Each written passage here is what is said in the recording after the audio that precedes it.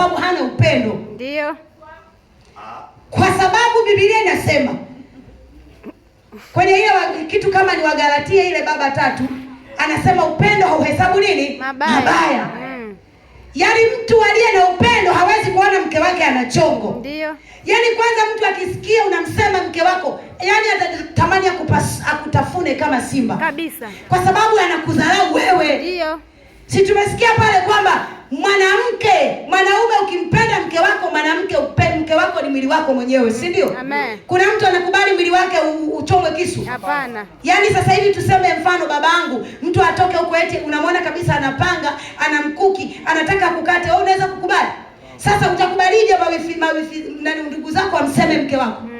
Utakubalije mke wako, mama yako hata kama amekuzaa na Biblia imesema kwamba utamwacha, utaambatana naye, au baba yako, ukoo wako, wajomba zako na dada zako wamnyanyasa mke wako? Maana yake wanakunyanyasa wewe. Ndio. Sasa watu wengi wamebugi, hawajui wako kwenye ndoa lakini hawajui wajibu wao.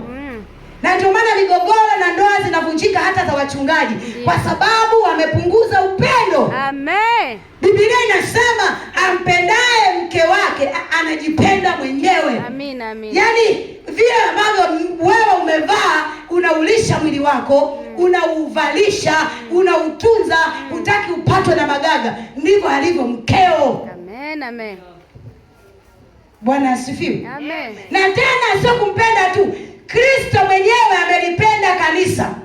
Hebu tafakari upendo wa Kristo. Amekufa kwa ajili yako. Yaani upendo wake, alitupenda, akalipenda kanisa, halafu akaenda akatoa uhai wake. Sasa Yesu anasema na nyinyi waume wapendeni wake zenu kama Kristo. Amchukiaye mke wake anachukia mwili wake mwenyewe. Ndio.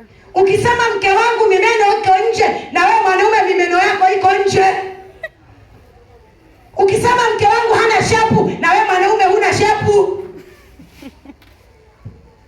Ukisema hana miguu ya mke wangu kama vichelewa, na wewe mwanaume miguu yako kama vichelewa. Si mwili wako? Ndio.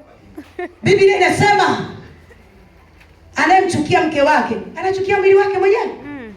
Na anayempenda anajipenda yeye. Maana hakuna mtu anachukia mwili wake mahali popote. Kwa hiyo wanaume, kuanzia sasa usije ukamtoa mke wako kasoro kwa chochote. Amina.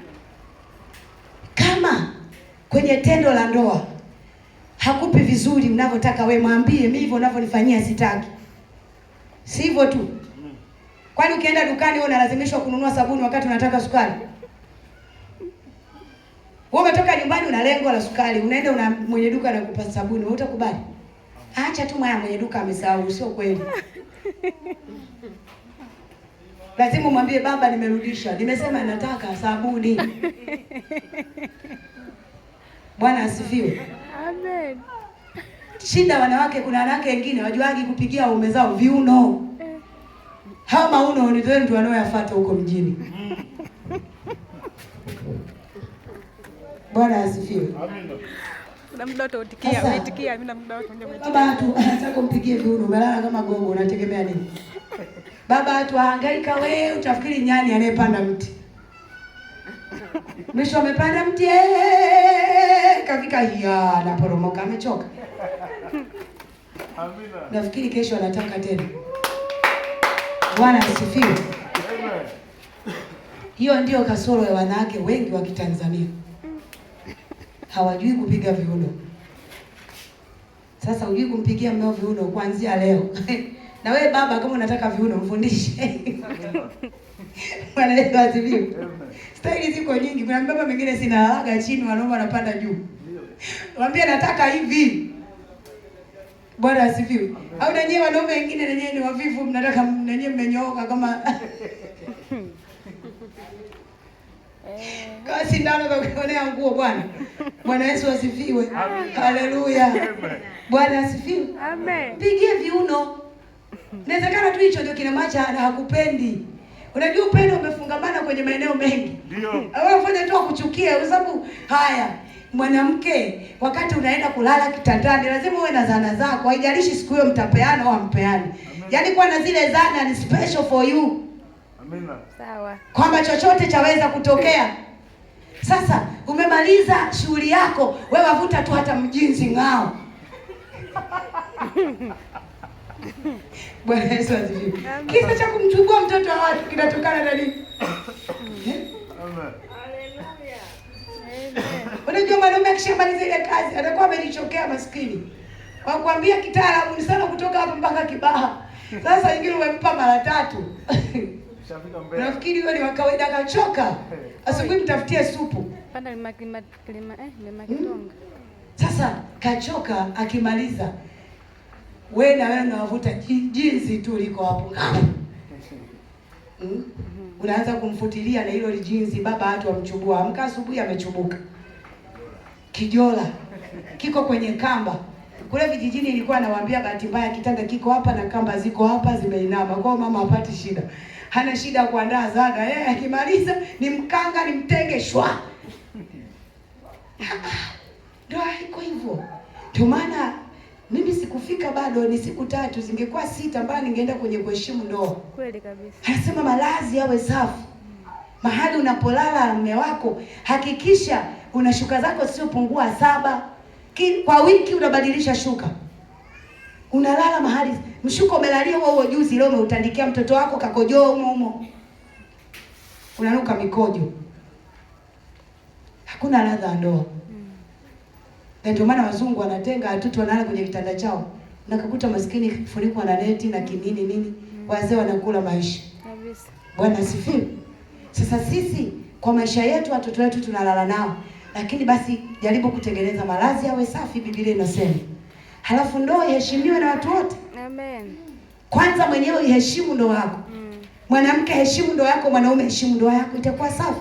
Na kuiheshimu, simamia nafasi yako. Mimi ni kumtii mume wangu na kufanya majukumu yangu ninayotakiwa. Na wewe mwanaume ukiwa unampenda mke wako, hata kama watu wanakukuta unamsaidia kuosha vyombo, atasema umewekewa limbwata, useme limekolea. Amina. Sema ndio kaniwekea limbwata. Si ndio ninampenda? Hata kama unakuta usiku umetoa nguo unamsaidia mke wangu, toa nguo, toa na nguo za watoto na kusaidia kufua. Watasema siku hizi mchungaji hadi mke wake anamfulisha nguo, sema ndio. Mimi ndio nimempenda huyu. Amina.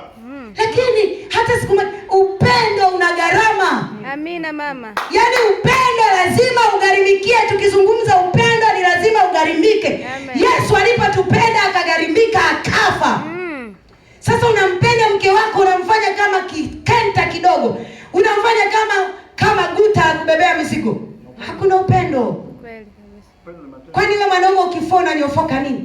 Yaani mke wako aende huko arudi mpaka neti umeiacha hapo, aende Masaki, aende sijui wapi arudi umeacha neti kitandani. Kwani una upendo wewe?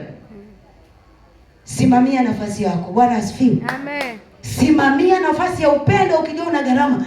Anayempenda mke wake hata kama ana watoto, lazima akirudi kwa hata pipi amenunua anabeba. Kweli kabisa. Anamletea mke wangu. Mke wangu, baby. Na zawadi yako. Mlangoni watoto wanacheka. Wanasema baba naye ashaanza bebi wake. Mimi pale nyumbani kuna watoto. Babao akiwa ametoka anasema mmeo amerudi. Wananiambia hivyo. Anakimbia. Mume wako karudi yuko ndani. Bwana asifiwe. Amen. Kwa nini? Kuna vitu wanavyojifunza wanaviona. Amen. Sasa unarudi umebeba kitu unamletea. Amerudi amechoka, hata kama hujamsaidia unampa pole. Mimi mume wangu kuna siku anachukua gesi ananiambia mke wangu leti. Hata jana mimi napenda kumpa maua yake. Sio kwamba namsifia. Jana wakati nataka kuja huko akaniambia mke wangu umechoka, mimi leo nakusaidia kusonga ugali. Kweli kasimamia kwenye gesi baba na mwiko kapa. Nikamwambia lete la baby. Mke wake. Natamu hapo. Nimetoka mahali nimechelewa, mke wangu tusichelewe kwenye semina. Kapika nikamwambia mume wangu umepika chakula kizuri. Ndio umeona mume wangu anajua kupika chakula hata mimi nikasome. Na ndio maana najitahidi kuunga nazi kwa sababu nikiunga vibaya najua leo nimepika vibaya. Bwana asifiwe. Amen. Anajua kupika. Ukimwambia nipikie pilau utashangaa. Kwa hiyo tukala vizuri tukawahi kwenye semina. Kwa hiyo na wewe kuna siku fanya surprise, sio wewe mtumwa umerudi tu umenyoosha miguu, jasho zinamtiririka. Msaidie, kwa sababu upendo una gharama. Kweli kabisa mama. Gharimika kumpenda mke wako, yani hata kuchoka milele yote. Mungu awasaidie. Amen. Bwana Yesu asifiwe. Amen. Kuna mtu ana swali kabla sijafunga semina, ili niweze kukusaidia, na wachungaji wapo na maaskofu. Una swali lolote kuhusu somo letu? Sijalimaliza somo la ndoa, nimetaka nikomee hapo kutokana na siku ni chache na muda umeenda. Lakini nisikunyime kwa sababu tunamalizia. Una swali lolote ambalo unataka kuuliza linalokutatiza, ili tukusaidie kabla hatujaondoka? Wachungaji wote wapo na maaskofu hapa kwa ajili yetu, tukusaidie. Mungu akitupa neema, siku nyingine tutaendelea vipengele vilivyobaki. Amen. Mwenye swali, karibu.